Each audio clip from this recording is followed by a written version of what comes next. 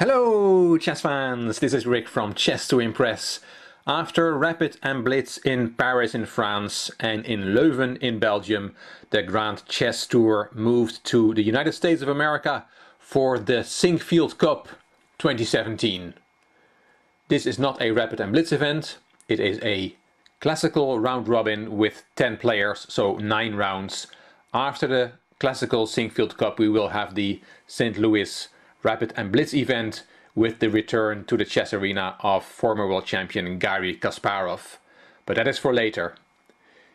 In the classical Sinquefield Cup we have Carlsen, Caruana, Karyakin, Nakamura, Vachier-Lagrave, Anand, So, Nepomniachtchi, Aronian and Svidler doing battle. And this video is on round 1. I want to show you the game between Levon Aronian with white and Jan Nepomniachtchi with black. Let's get into it. The game was played on the 2nd of August 2017 in St. Louis in the United States.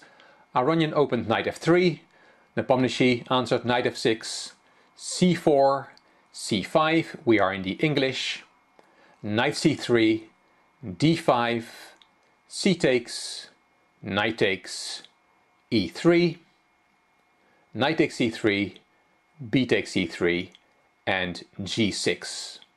All theory of the English opening so far.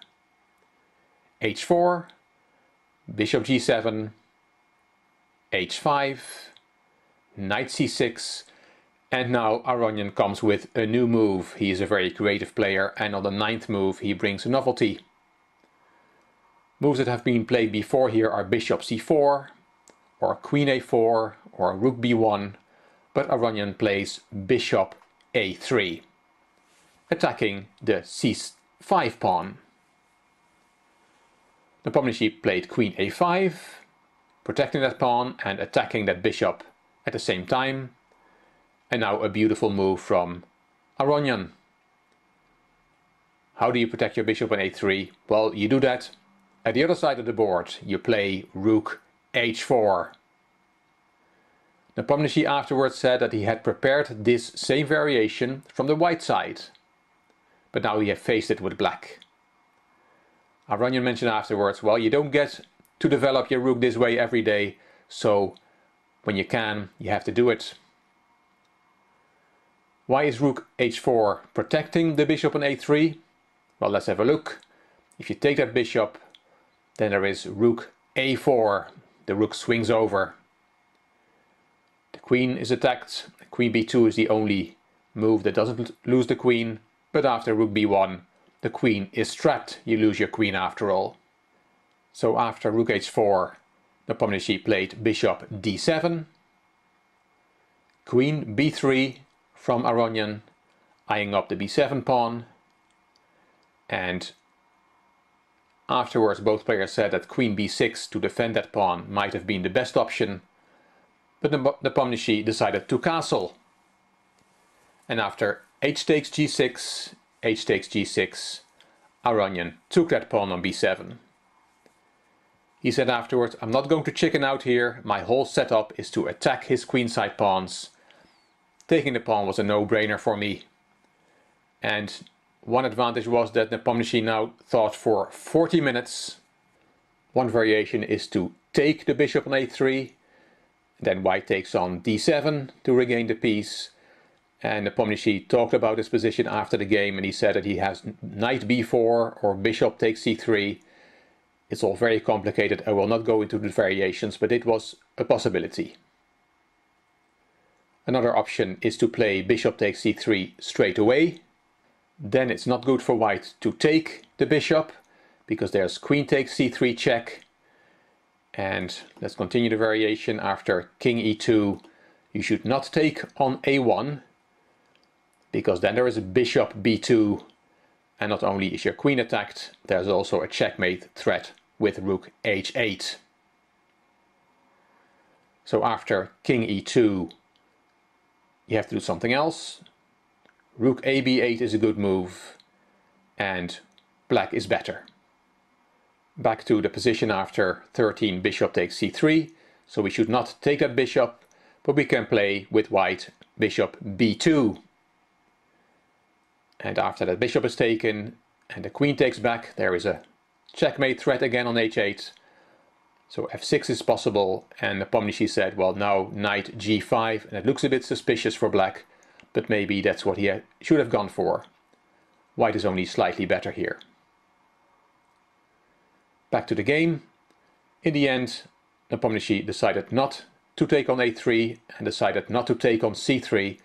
He played rook f d8, protecting the bishop.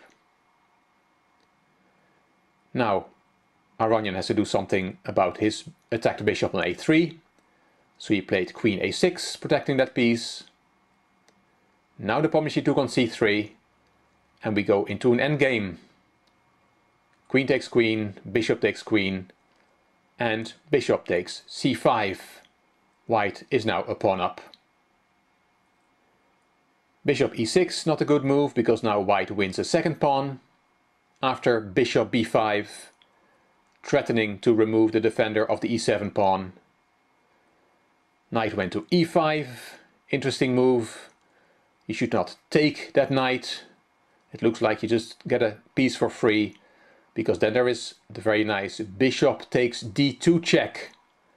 And after the king moves, there is bishop c3, and black will get his piece back. Very nice variation. After knight e5, it's also not good to take on e7, because of knight takes f3 check, g takes f3, and rook takes d2 with counterplay for black. Aronian, of course, had seen all this, and after knight e5 he did not greedily take that knight. He played the very strong move, the best move in the position, knight d4. Pawn e7 is still hanging. You cannot play king f8 to protect the pawn, because of rook h8 check, king g7, rook takes, and that pawn goes anyway. Nepomniachtchi tried rook d5, trying to activate his pieces and get counterplay. Aronian took on e7, threatening bishop f6 and rook h8 checkmate. So Nepomniachtchi played king g7, and now comes f4, removing the defender of the c6 square, so that bishop c6 will be a nice bishop fork. Knight went to d7, and Aronian could have played bishop c6, forking both rooks, but then there's rook takes d4, and if you take on a8, there is rook takes d2 with counterplay, and after rook takes d4 you take that rook. There is rook e8, and if you save that bishop, bishop d6, there is suddenly bishop d5 with a discover check, and black will win the piece on c6. It becomes a bit messy. Aronian did not want to go for this, and instead of bishop c6 he played f5 first, hitting the bishop. Bishop took on f5, and only now did Aronian play bishop c6, forking both rooks.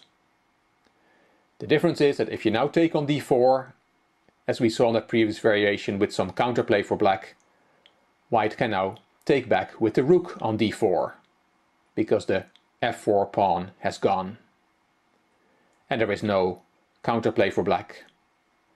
Nepomniachtchi still found a move. He found rook e5, and if you now take on a8, there is rook takes e3 check, and the d pawn is pinned by the bishop on a5.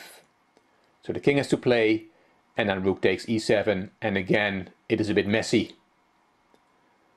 So Aronian played it differently. After rook e5 he took on f5 with check first, g takes f5, and bishop g5. Two black pieces are hanging. There is no rook d8 to solve both problems with one move, because the d8 square is not available for the black rook. Nepomniachtchi played king g6, attacking the bishop, and bishop f4, and now three black pieces are hanging. Aronian plays this very precise. Rook d8, Bishop takes d7, again removing a defender, in this case the defender of the rook on e5. Rook c5 was played, and rook h6. Removing the attacked bishop, for example, to a4 would have been fine as well, but then there is rook takes d2. White is still winning, but black has some counterplay. Aronian did not want to allow any counterplay, so he played rook h6 check, king g7 only move, and rook d6, centralizing his rook, defending the bishop, defending d2. Everything is under control. Bishop c7 was the last move from Nepomniachtchi, and he resigned after rook c6. Why did he resign? Well, let's look at a few variations. Rook takes c6, then there is bishop takes c6, bishop takes f4, e takes f4, and white is a piece up and a pawn up. At this level, that's a simple win. One other variation, the strongest one is for black, is bishop takes f4, then white takes the rook, bishop g3 check as an in-between move, king e2, and then black can take on d7, but white takes another pawn on f5, and with an extra exchange and two pawns, again, white is too much material up. Great win from Levon Aronian, great instructive play, especially the way after he had won a pawn and won another pawn, how he prevented all black's counterplay, I thought was very, very instructive. A great game to study.